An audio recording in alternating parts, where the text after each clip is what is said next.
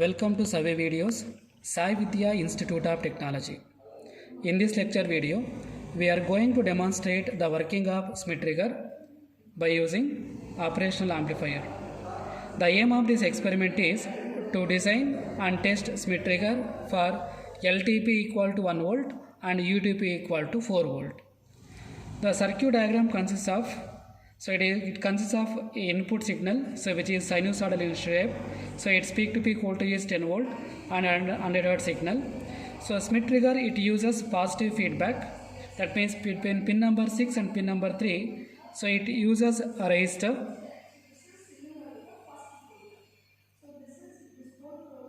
And it consists of the two resistors, that is R1 and R2.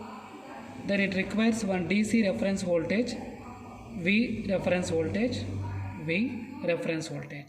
Now we have to design the Schmitt trigger for the given values, that is LTP equal to 1 volt and UTP equal to 4 volts. Now it is a Schmitt trigger, it is a type of comparator. It is a type of comparator which uses positive feedback,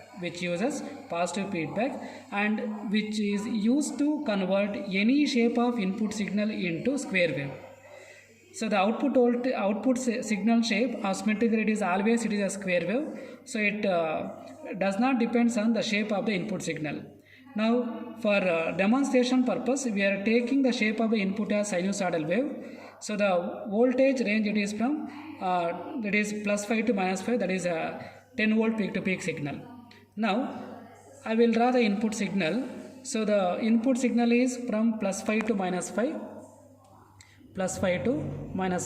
So just I have drawn two cycles of the input signal. So its positive peak is plus 5 volt and negative peak is minus 5 volts. Now this is the input voltage we are giving. Now in this input voltage, so now we have to choose these 2 points, that is the LTP equal to 1 volt and UTP equal to 4 volt. So now we have multiple voltage points here, from 0 to plus 5 volts and from 0 to minus 5 volts. So out of these points I am going to select 1 volt point. Let us take this point as this line as 1 volt line, and UTP is 4, so it is almost just below the positive peak, that is equal to plus 5 volts. So now this is the 4 volt line. So this I am taking as UTP level and this I am taking as LTP level. UTP stands for upper threshold potential, LTP stands for lower threshold potential. So I will mark these voltages in the sinusoidal voltage waveform. So this is first LTP, next it is first UTP. So we have to mark this LTP level and UTP level in every cycle at the beginning. So now this one next. So in the same cycle we can see this is the UTP point, this one is a LTP point, again it is LTP, UTP. So all points I will mark. Then while explaining the working, we will see the importance of these points. So now we will design the Schmitt trigger for the given values LTP and UTP. So now to design this circuit, now in the circuit you can see there are 3 unknown parameters, R1, R2 and V reference. Now to design this, we have LTP equal to 1 volt and UTP equal to 4 volt. Now one more thing, it is a comparator. The output voltage of the comparator, it is always in between plus or minus V saturation, where the V saturation is always equal to, it is 90% of the supply voltage what we are giving to either pin number 4 or pin number 7 of the op amp. Now let us choose V saturation equal to 10 volt. So then VCC required to operate this one is, so VCC equal to V saturation by 0.9. So this we are going to get almost around 11.1 volts. So 11.1 volt is the DC voltage that we are supposed to connect to pin number 4 as well as pin number 7. So I will make use of V saturation as 10 volt in the design of the circuit. So V saturation 10, LTP equal to 1 volt and UTP equal to 4 volts. Now to design R1 and R2 values, so usually this R2 is the feedback resistor which is connected between pin number 6 and pin number 3, and this is the R1 value. Now by selecting R2 as RF, then in terms of UTP and LTP, the design equations are design equations are UTP minus LTP equal to, so it is 2 times V saturation into RF divided by R1 plus RF. So in this design equation, so UTP is 4 volt and LTP is 1 volt and V saturation is 10. So the difference is 3 and V saturation is 10 volt. This value is 10 volts. So you will get 3 equal to 20 times RF divided by R1 plus RF. So if I solve this equation, then I will get RF equal to, so it is 17 by 3 times the R1 value. So now if I choose R1 equal to, so if I choose the value of R1 and value of RF, we have to select based on this equation. Let us take R1 equal to, pass money sir. Select the value of R1 equal to 820 ohm. So then we get RF equal to 17 by 3 into 820 ohm. So which is nearly equal to 4.7 kilo ohm standard resistance value. So the value of R1, so it is 820 ohms. This value is 820 ohm. And the value of RF, it is 4.7 kilo ohms. 4.7 kilo ohms. Next, in order to determine the V reference value, so we can make use of the formula. So that is the sum of the UTP and LTP, so which is equal to 2 times V reference into R1 divided by R1 plus RF. So in this equation already we know the UTP and LTP values, R1 as well as RF values we already know. So now, so in the RHS of this equation, so we can make use of the relation, or we can substitute the values of R1 and RF values already we have found.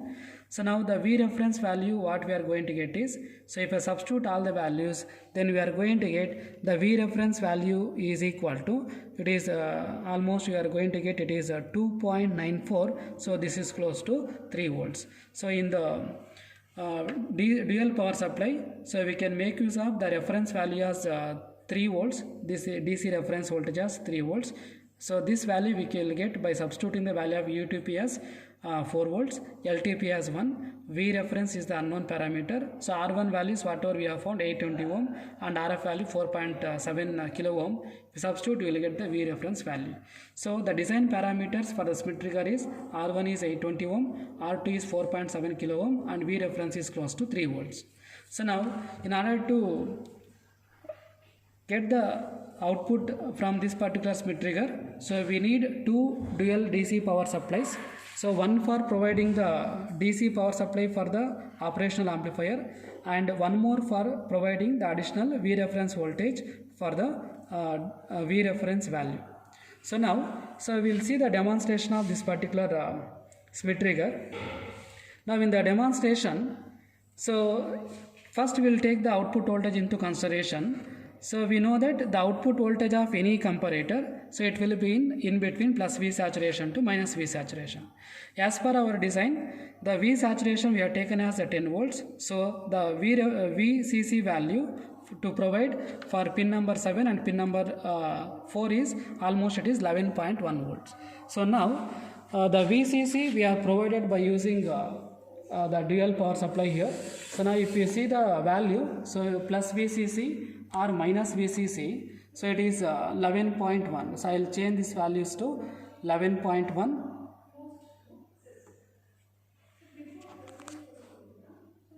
So now from this power supply, so plus 15 is connected to pin number 7 and minus 15 is connected to pin number 4 and the COM is connected to ground. So this battery it is used to provide the power supply for the op-amp 741. Now we have make use of one more battery.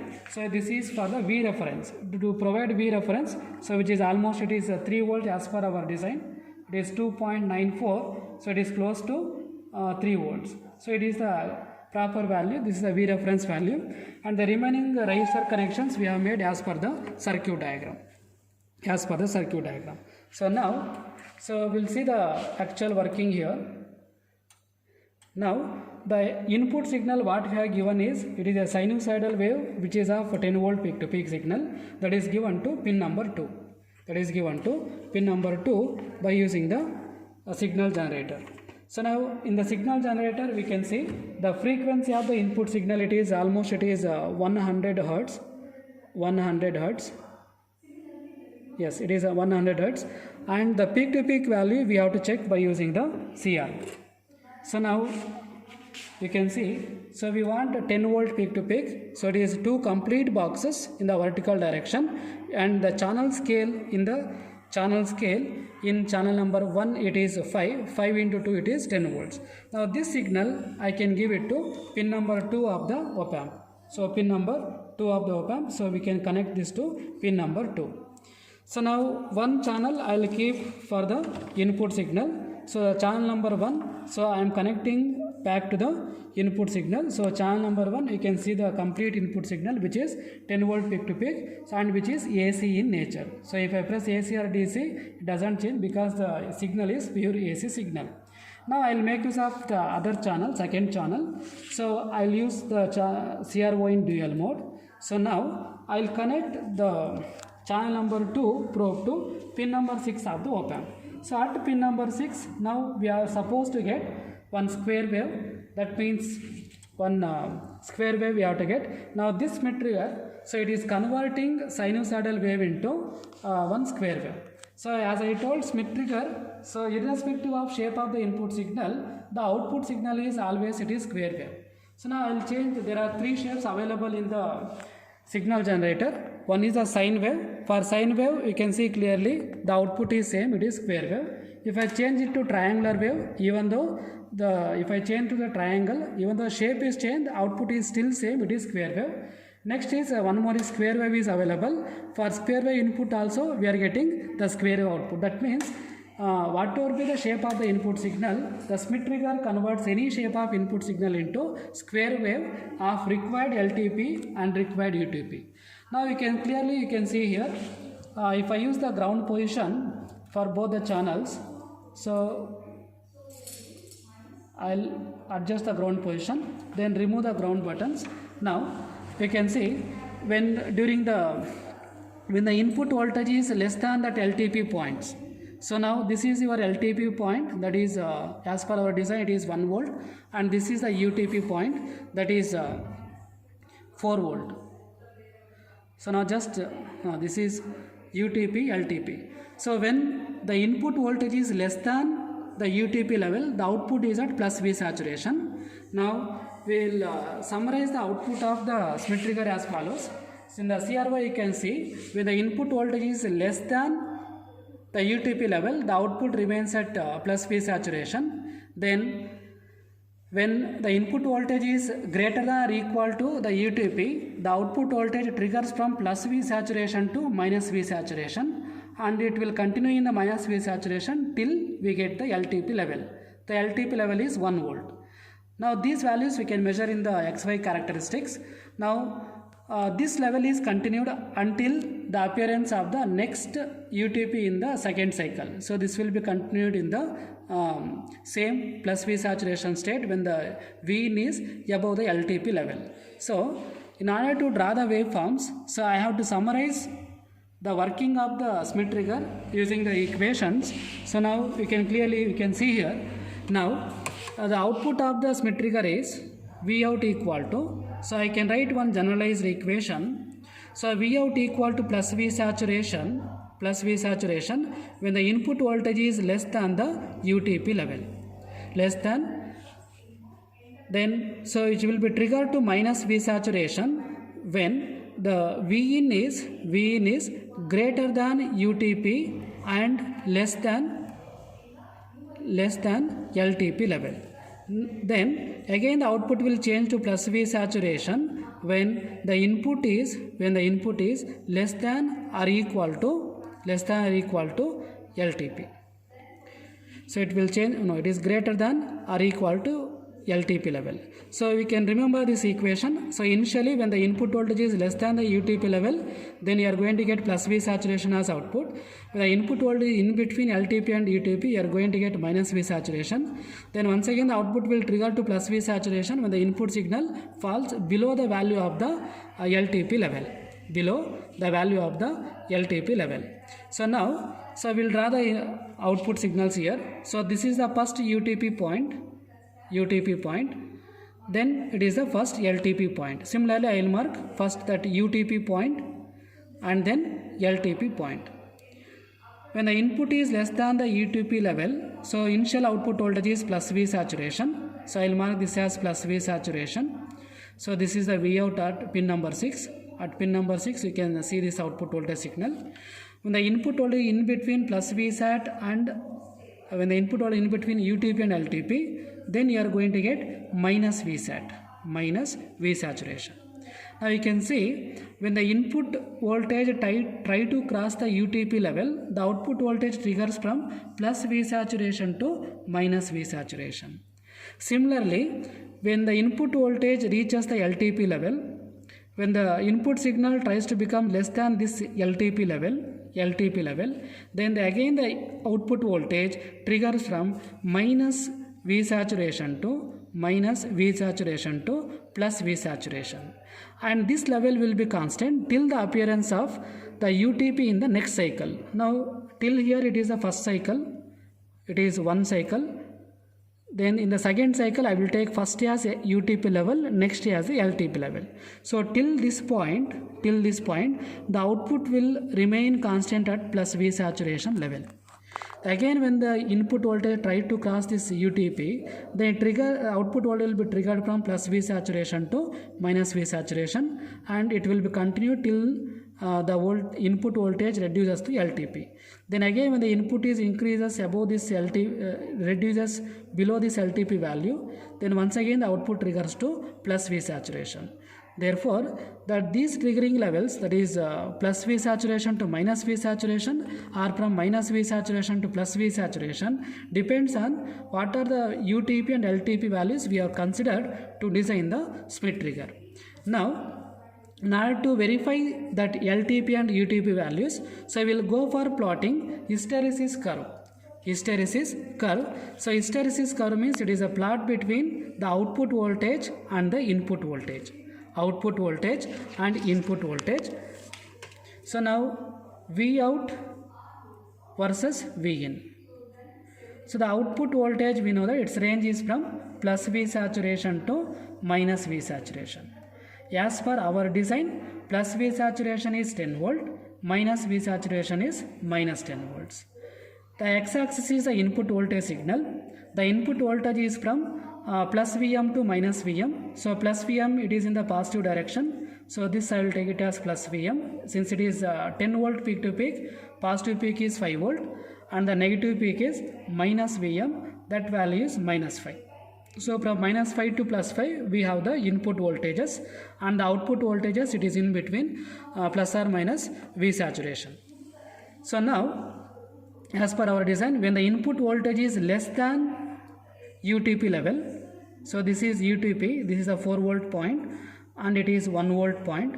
As per our design, so when the input signal is less than this 4, the output will remain at the plus V saturation. So less than 4 means it is from minus 5 to 4. So if I see this value, so here you are going to get plus V saturation, this line. So this is at plus V saturation. So this output we will get when the input voltage is less than 4 volts. So from minus 5 to 4, so all these voltage levels are less than 4 volts. When the input voltage tries to cross this 4 volt point, that means when the input is from 4 to 5 volts, the output voltage triggers from plus 4 volt, that is plus V saturation, to minus V saturation, and so the input voltage tries to reduce towards the negative peak. So when it tries to move towards 1 volt, since 1 volt is the LTP point, as per the working, when the input is less than LTP, less or equal to LTP, once again the output voltage is triggered to plus V saturation. So now then once again the loop will be continued. So in the next cycle, once again we will get the LTP, then once again you will get plus V saturation, and once again when the V in crosses the 4 volts, then the output triggers from plus V saturation to minus V saturation, and the output becomes constant at minus V saturation till the input reaches the LTP value. So this process of triggering from plus V saturation to minus V saturation, or minus V saturation to plus V saturation continues in every cycle. Therefore, so this energy is stored like one hysteresis loop, and this curve is also called as hysteresis curve. Hysteresis curve. Now what we have to verify is, we have to verify this point whether it is 1 volt or not, and we have to verify the UTP point, and we have to verify the width of the hysteresis curve. That means the difference between the LTP and UTP. So it is width of the hysteresis curve, width of hysteresis curve equal to UTP minus LTP. Now as per our design, UTP is 4 volt, LTP is 1 volt. The width is, theoretical value is, it is 4 minus 1, 3 volts. Now we'll see what are the practical values by using XY characteristics in the CRO.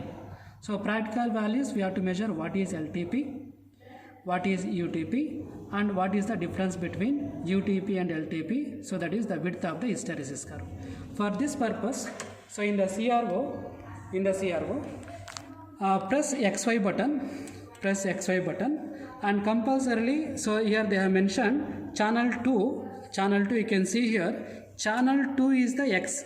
That means in the hysteresis curve, the x-axis is input signal. Now in the beginning I have given input signal to channel number 1. So now for the XY plot purpose, I must give the input signal to the x-axis, which is channel number 2. So I will change in the hysteresis curve also. So V in means this is channel 2 signal, that is the input voltage signal. V out means it is channel 1 signal. So by default, when we use CRO in XY mode, x-axis must be channel number 2 and y-axis must be channel number 1. So then you will get the proper XY characteristics. So now we are changing accordingly. So input voltage and output voltage. The moment you press XY button, if you give 2 signals, one for x-axis, one for y-axis, then you are going to get transfer characteristics of these 2 signals. In this case, since the every cycle, so the output is triggered from plus V saturation to minus V saturation, and minus V saturation to plus V saturation, we are going to get one hysteresis loop. Now we'll see the ground position. Press ground for both the channels using X and Y shift buttons. Set this position to exactly to the center of the CRO. Now you can see it is almost at the center. Since it is that position is triggering, so just use the X position. Otherwise, remove the ground buttons. Press ground and ground. So set both the channels X position properly to the center. So release the ground buttons and press XY. So now once again we have to check its position. It is just we have got the proper hysteresis curve. So now we have to measure the LTP and UTP values.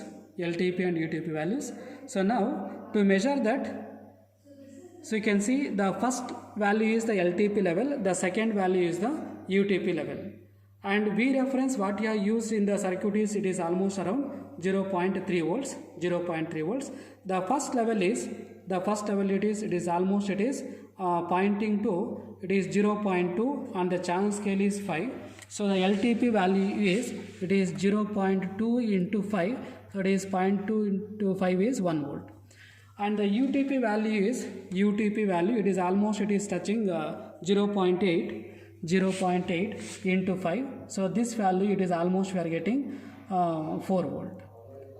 So now the width of the hysteresis curve is 4 minus 1, that is equal to 3 volt. So now we can compare this with the theoretical values. Theoretically the UTP value is 4, practically we are getting almost 4 as the UTP value, and the LTP is 1, and the theoretical value also same, and the width of the hysteresis curve also, it is 4 minus 1, it is 3 volts. So whatever the values we have designed, that is for UTP and LTP, so we have got the same values. Now you can see the triggering levels in the CRO. So since now the present frequency is 100 Hz, so the changes or the triggering levels are almost, it is very fast at the rate of 0.01 seconds. If I reduce the frequency to few hertz, you can able to see the triggering in the CRO. So now I am reducing, you can see how the voltages are triggering in the CRO. Now still I will reduce. Now you can see that potential point, it is continuously, it is triggering from plus V saturation to minus V saturation and minus V saturation to plus V saturation. So there is one single dot, so which is continuously triggering with respect to our input signal. So from plus V sat to minus V sat and minus V sat to plus V sat. So the movement also, it is within the width of the hysteresis curve. So that single dot is like, it is the movement of the single beam, electron beam. So that is the in between UTP and LTP values. Therefore, so if I keep it to the higher frequency, this speed will increase and we are going to get one hysteresis curve. And you can remember, so if you increase the frequency of the input signal above 100 Hz, so we are going to get, there is some deviation in the slope of the triggering levels. So and if I increase the higher levels, the shape it is going to be one abnormal shape. So always keep the frequency to less than or equal to 100 Hz. You are going to get perfect LTP and UTP values for any design values. So now the peak to peak value must be, so it is in between plus V saturation to minus V saturation. The saturation voltages we have to measure now, that is in channel number 1. So it is in DC mode, the ground position is proper. So the plus V saturation is, it is 1.8 into 5, 18 5 is so plus V saturation value, it is 1.8 into 5, so it is 9 volt, and minus V saturation is, so it is in the negative direction in the CRO, so it is minus 1.8 into 5, it is minus 9 volts. So now theoretically this value we have taken as 10 volt and minus V saturation minus 10. Practical values we are getting plus 9 and minus 9. So these are the peak values of the output voltages that we are getting from the Schmitt trigger. So now in order to sketch the waveforms, so we have to mark the UTP and the LTP values. So first UTP, then LTP value, then again first UTP, next LTP value. Then when the Vin is less than UTP, the output must be at plus V saturation. In between UTP to LTP, you will get minus V saturation, and less than LTP also you are going to get plus V saturation till the next UTP level. And the same way the output also, it is continuous. The hysteresis curve also you can clearly see when the Vin is less than the UTP level, you are going to get this output is entirely plus V saturation. When the Vin is less Vin falls less than 1 volts also, the output will remain at the plus V saturation. And one more is when the Vin is from 4 to 5, the output voltage will remain at the minus V saturation. So you are going to get this line minus V saturation additional, and the width of the hysteresis curve will be always UTP minus LTP.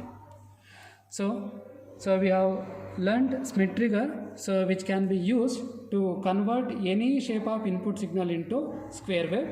And to measure the UTP and LTP values, so we have to use the CRO in X5 mode. The channel number 1 must be connected to the output signal, channel number 2 must be connected to the input signal, and set the ground positions properly, then measure UTP and LTP values, measure LTP, UTP and width of the hysteresis curve. In this case, whatever the values we have designed, the same practical values we are getting. So thank you for watching survey videos. We will continue to watch survey videos for the next experiments.